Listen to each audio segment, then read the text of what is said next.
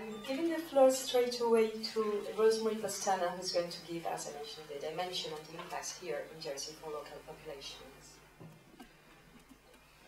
I'm Rosemary Pestana, a member of the local branch of Attack and Tax Justice Network, and I'm also a unionist who fight for the injustices of what does go on. I'd like to welcome all these people who have come to our beautiful island, and it is a beautiful island.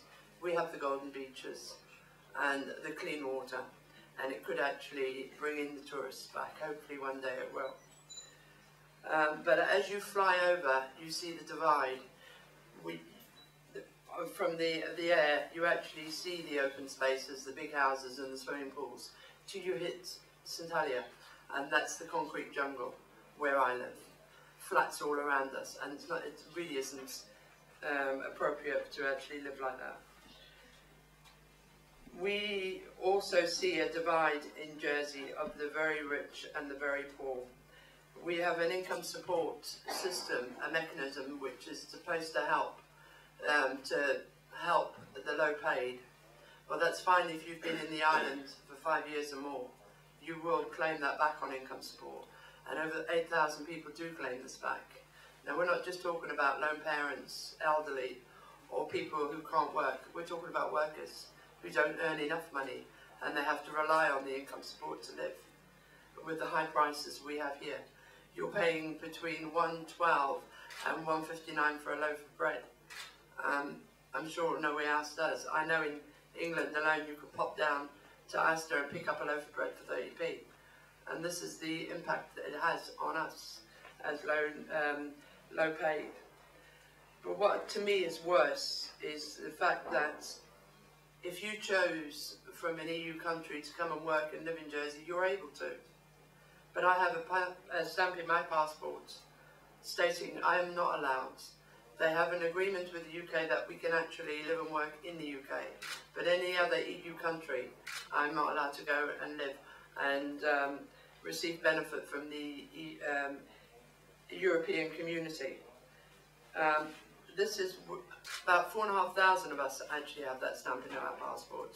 And to me, it keeps me a prisoner in an island where everybody else has the enjoyment to actually live and travel all over the world in EU countries. And it's the height of discrimination as far as I'm concerned, and it certainly should be removed.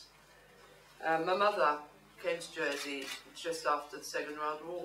She actually fought in the resistance in France.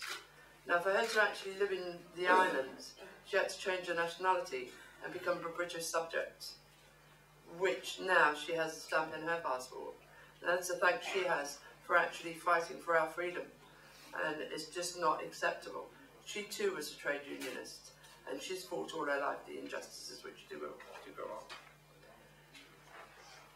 on. To carry on with the agreement from the UK for us to actually work and live in the UK, that's all well and good, but we've seen what agreements mean.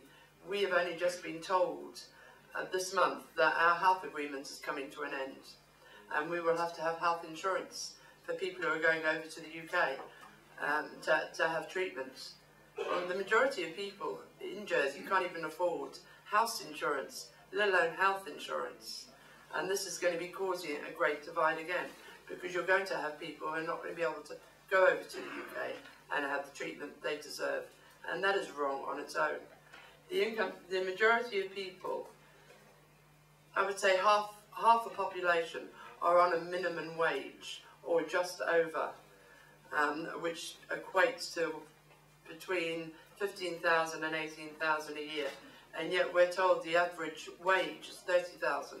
Well, I'd like to know where that money is, because I certainly don't earn it, and the majority of my people don't earn it either, who I work with. They have to struggle right the way through this to actually survive in the island. Now, if you come to the island to work, as we all know, the benefit system doesn't apply to you unless you've been here 5 years. So you've got migrant workers coming here, having children, and because they've lived here 2-3 years, they have to do 2-3 jobs, because they can't even apply for the income support to help them survive in this island. That is wrong on its own. At the end of the day, tax havens haven't helped us. We're not against finance industry. We're certainly against tax avoidance, because that does harm everybody, and that needs to change. But at the end, we need to say we want our island back. But more than that, we need our world back. For this to happen, it has to happen on the same day. All tax havens need to close on the same day, because if it doesn't happen that way, people would just move their money to another tax haven, and that will not achieve anything. It has to be the same day and the same hour. When governments talk about closing tax havens, well, they talk the talk, let them walk the walk, because as far as I'm concerned, it's only talk, and this world is not for sale. It is our world, and it's time we claim it back.